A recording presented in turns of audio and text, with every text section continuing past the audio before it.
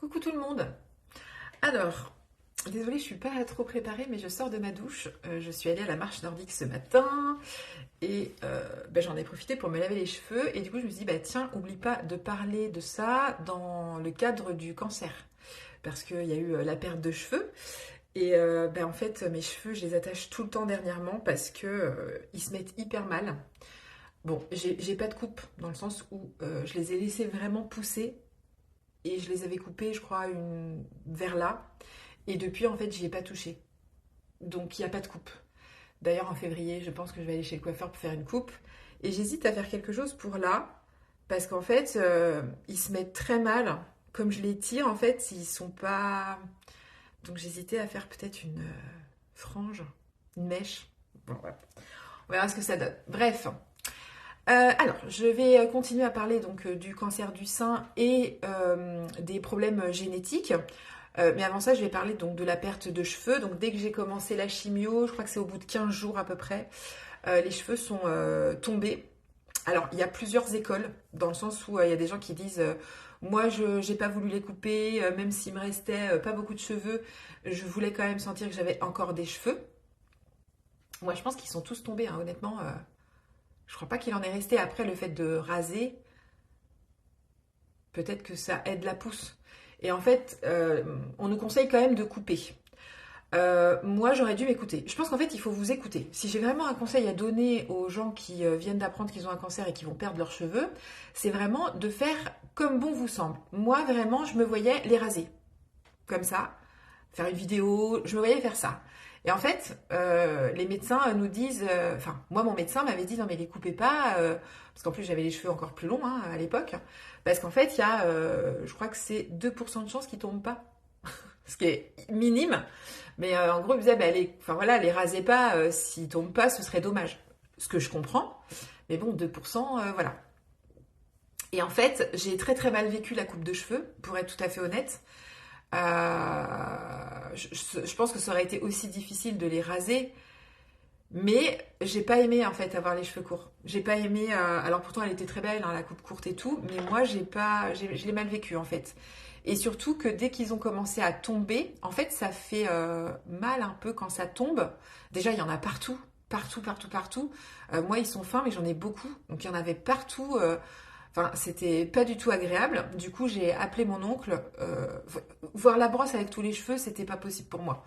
Et je me suis dit, le temps qu'ils tombent tous, enfin, ça va être ça tous les jours. Je me voyais pas faire. Il y avait plein dans la douche. Enfin, c'est pas du tout agréable, franchement.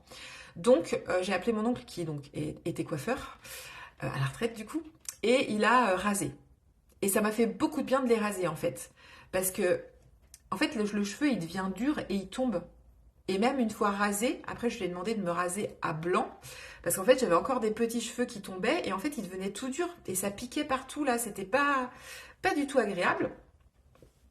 Donc on a rasé à blanc et une fois rasé à blanc, je me sentais mieux en fait. Je parle de confort. Après, moi, j'ai quand même pas trop mal vécu. Il y a évidemment énormément d'appréhension avant, de se dire à quoi je vais ressembler, je vais être moche, etc. Et en fait, on se dit c'est pas si pire. C'est exactement ce que j'ai fait aussi avec la coupe courte. J'ai fait ah mon Dieu, enfin voilà, il y a un premier temps où c'est compliqué parce que j'avais jamais eu les cheveux courts, je crois.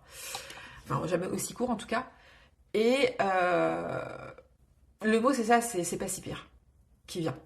Et c'est pareil pour le crâne rasé en fait.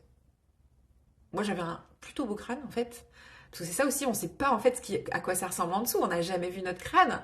Donc voilà, moi je crois que j'avais des cheveux quand je suis née, donc je sais même pas à quoi il ressemble mon crâne quoi. Bon maintenant je le sais. Et voilà, après c'est un grand confort en termes de soins. On n'a pas à les laver. J'avoue que là les cheveux longs, je me dis, c'était quand même bien quand j'en avais pas quoi.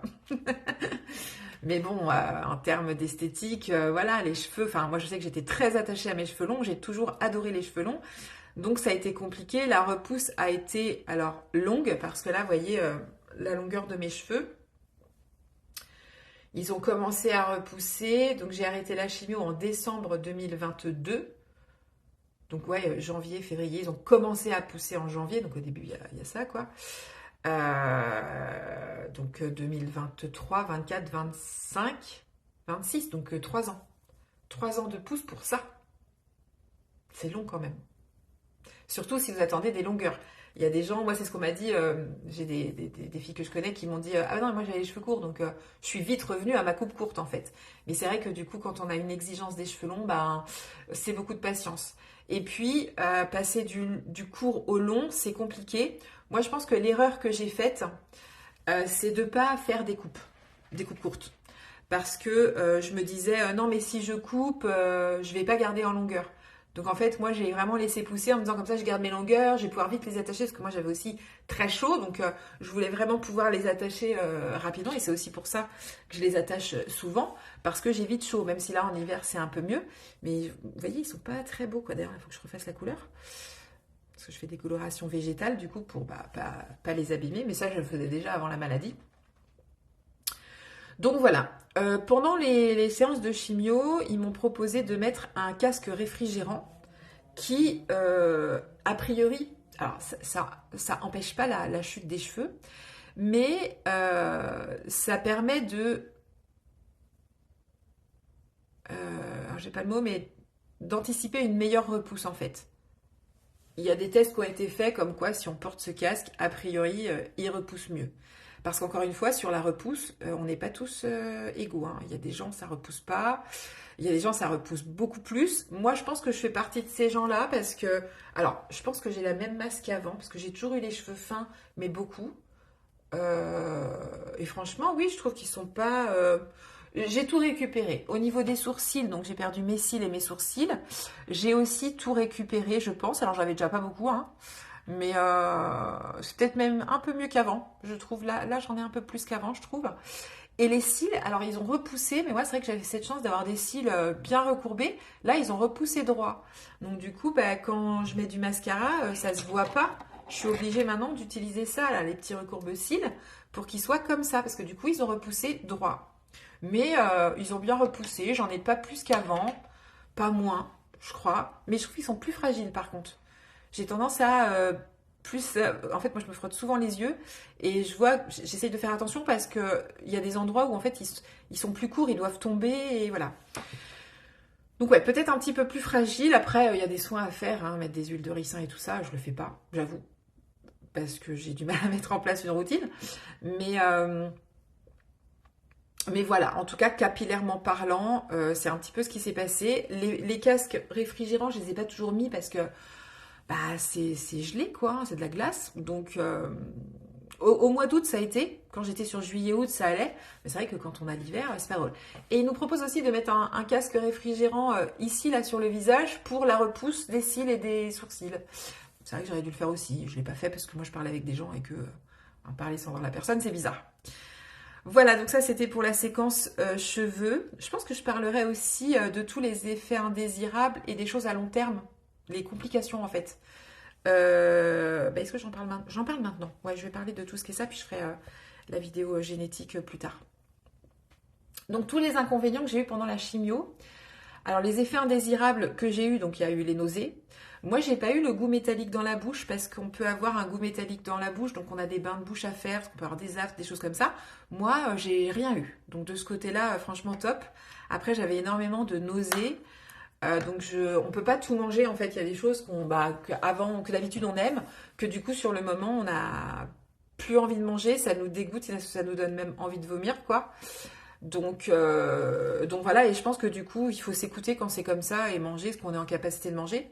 Moi, j'avoue que j'avais plus du tout d'appétit, donc j'ai perdu du poids, ça c'est cool. Enfin, c'était le truc cool. Et après, ils nous disent, bah non, faut faire attention, faut quand même manger, parce qu'on perd du muscle. Et que c'est vrai qu'après, c'est ça aussi qui nous fatigue, c'est qu'on n'a plus de muscle et on a du mal à marcher et tout ça. Donc, il faut quand même manger suffisamment de protéines, donc quand même se forcer un petit peu à trouver de la source de protéines. Et moi, j'arrivais pas à manger, donc du coup, j'ai eu qu'on appelle ça des yaourts protéinés là, enfin c'est des trucs qui s'achètent à la pharmacie qui sont pleins de protéines pour voilà, mais c'est pas bon hein. Je me forçais aussi à manger 4-5 cuillères quoi, histoire de, mais voilà, il y en a plein que j'ai laissé du coup. Et j'essayais de faire attention aussi à mes bilans sanguins parce qu'avant chaque chimio on a un bilan sanguin qui est fait pour voir si notre taux de globules blancs, globules rouges, notre taux de fer, tout ça il est bon. Et quand ça baissait, enfin quand je voyais que ça baissait un peu, ce que je faisais, c'est que je regardais quels aliments aidaient à ça. ça a coupé. Notamment les poissons. Les poissons gras, style saumon, tout ça. Donc, et je voyais que du coup, après mes prises de sang, elles remontaient. Donc ça peut être bien pour éviter justement de reculer les chimios, parce que déjà les traitements, ils sont longs. Le cancer du sein, c'est 1 an à peu près de traitement. Donc voilà, je voulais pas arriver à la chimio, qu'on me dise, bah non, vos bilans sanguins, ils sont pas bons. On peut pas vous le faire, faudra revenir, ou avoir des transfusions sanguines, des trucs comme ça. Donc regardez bien vos taux de fer. Si ça baisse, allez acheter du fer en pharmacie et voilà, faites bien attention à la teneur en fer, hein, parce que dans les pharmacies, enfin maintenant, il y a tellement de médicaments qui existent. Pareil pour tout ce qui est magnésium.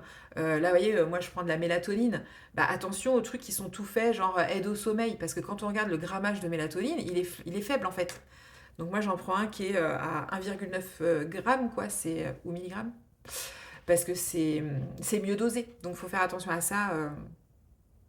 En tout cas pour le fer, parce que parfois on peut être amené, si notre taux de fer est pas bon, à en prendre quoi. En tout cas, ça aide. Voilà, donc qu'est-ce que j'ai eu d'autre pendant la maladie? Donc perte de cheveux, bien sûr. Euh, Ah oui, j'ai perdu donc. Alors pour les ongles. Donc pour les ongles, on nous dit de mettre un vernis spécial qui protège des UV, parce qu'en fait, la réaction à la chimio, c'est que les ongles, ils vont tomber et ce vernis empêche qu'ils tombent. Donc moi, j'ai pas perdu mes ongles de main. Ils sont restés nickel, parce que j'ai mis le vernis tout le temps. Je l'ai mis aussi le vernis sur les pieds, mais sur les pieds, j'ai perdu mes 2 ongles de pouce. Ils sont en train de repousser, hein, mais c'est compliqué. Ils étaient vraiment bien bien abîmés, ils étaient noirs, c'est dégoûtant. Vraiment, c'est dégoûtant. Moi, ça me dégoûte, hein, mes ongles de pied, surtout le droit. Est horrible. Mais je vous ferai même pas de photos, hein, tellement c'est moche. Franchement, voilà.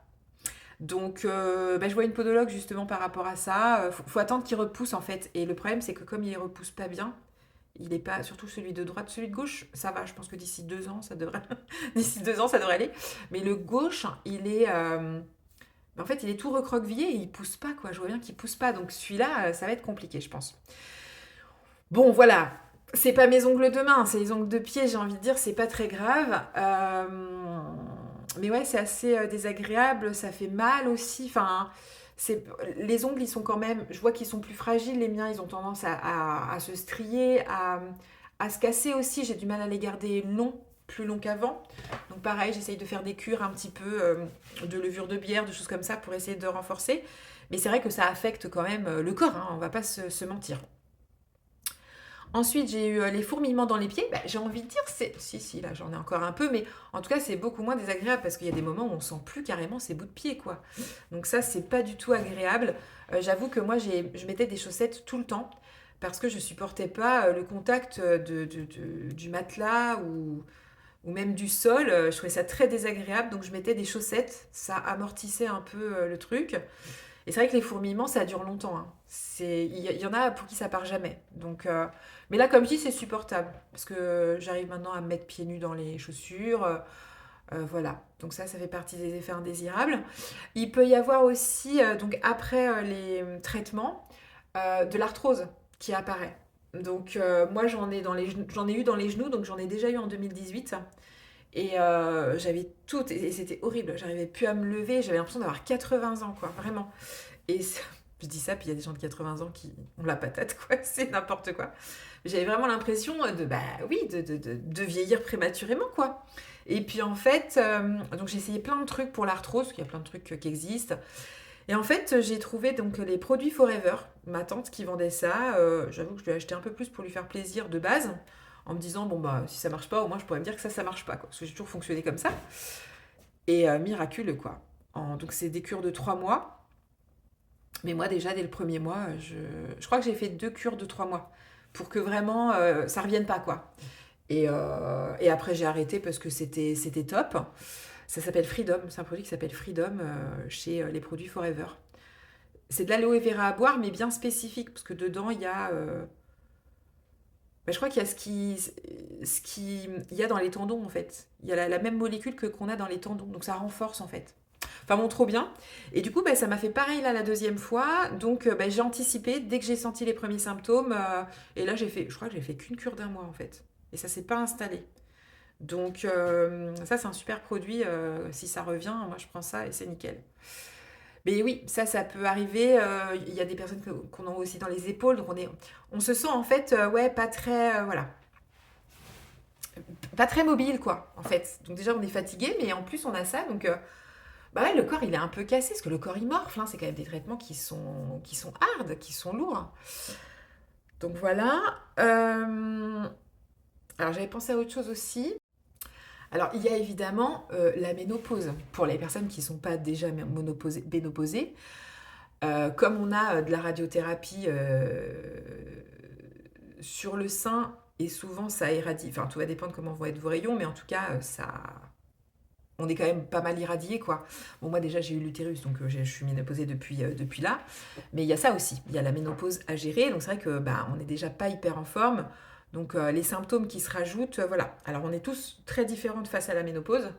Il y a des personnes qui vont rien avoir, qui vont dire oh ben non mais la ménopause, tout le monde en fait tout un foin, ça va. Encore une fois, c'est comme les règles, hein. Tout le monde le vit différemment. Et moi j'avais des règles très très douloureuses, et ben j'ai eu une ménopause compliquée. Donc moi ça fait quand même 8 ans, hein, que je suis en ménopause, parce que moi je suis ménopausée, je suis pas passée par la préménopause si vous voulez. Et les bouffées de chaleur. Moi, c'est vraiment les bouffées de chaleur, c'est compliqué. Alors, en ayant changé mon alimentation dernièrement, je me rends compte que c'est sûr que le sucre, c'est pas l'ami de la ménopause, hein. Quand je mange mieux, j'en ai quand même un petit peu moins. Mais elles sont quand même là, hein. C'est pas non plus miraculeux. Alors, j'ai vu aussi que pratiquer une activité physique, ça aidait. Après, voilà, c'est difficile de se forcer à faire du sport quand on n'aime pas. Donc, essayez vraiment de trouver une activité physique qui nous convient. Parce que je pense que ça aide aussi. Là, vous voyez, dernièrement, c'est un peu compliqué niveau nourriture, donc je remange un peu plus sucré. Oui, j'ai plus de bouffées de chaleur, c'est un fait. Donc il y a aussi ça, quoi, qui fait partie du lot, qui est à prendre en compte. Alors moi, c'est mes symptômes à moi, hein, c'est ce que j'ai eu moi. Encore une fois, ça dépend des gens. Il y a des gens qui n'auront pas ça, d'autres qui auront d'autres choses. Puis bah, moi, j'ai aussi eu les violentes douleurs articulaires. Et ça, on m'a dit, c'est hyper rare. Bah ouais. Bah, j'ai eu ça. Mais bon, avec le recul que j'ai aujourd'hui, ça m'a quand même aidé, mine de rien, à comprendre plein de choses et à guérir plein de choses. Donc, j'ai pas de regrets. Je voulais quand même parler des rayons, même s'il ne me reste plus beaucoup de temps. Parce que moi, du coup, comme c'était du côté du cœur, il fallait faire attention à ce que ma cage thoracique soit gonflée d'une certaine manière. Donc en fait, j'ai été appareillée. C'est-à-dire que j'avais en fait un truc dans la bouche, un appareil. Je crois que j'avais des lunettes aussi. Et dans les lunettes, je voyais un... Oh, c'est loin quand même, hein. Ça me paraît loin. Mais je voyais un schéma. Et en fait, quand j'inspirais, ça montait. Et quand j'expirais, ça descendait. Ça faisait une courbe comme ça. Et en fait, elle me demandait donc d'inspirer et il y avait une petite zone rouge en fait, et je devais faire monter ma respiration, m'arrêter quand j'étais dans le rouge, et tenir, je crois qu'il fallait que je tienne 20 secondes. Je crois que c'est 20 secondes.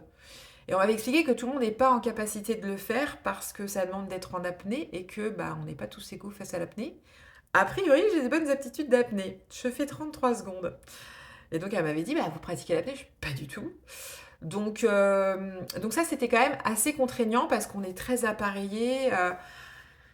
C'est pas facile. Moi, en plus, j'avais mes douleurs à gérer. Enfin, c'était pas évident. Après, il y en a qui n'y arrivent pas. Il y en a aussi qui ont carrément une cage. On leur moule quelque chose dessus. Il y a des gens aussi qui ont des problèmes avec la chaîne ganglionnaire. Donc, il y a de la rééducation à faire derrière. Donc voilà, moi, j'ai pas non plus tout eu. Et bah, encore une fois, les effets indésirables, c'est propre à chacun. Mais voilà, en tout cas, cette vidéo d'aujourd'hui pour parler un petit peu de tout ce qui... un peu tous les inconvénients en fait de la maladie. D'ailleurs, je ferai une vidéo sur les bienfaits, hein, parce que pour moi, il y a des bienfaits hein, dans la maladie. Et je vous en parlerai aussi. Et du coup, demain, je parlerai donc de ces tests génétiques, du BRCA1, des risques et tout ça. Voilà, je vous remercie de m'avoir écouté. Je vous dis à bientôt. Bisous!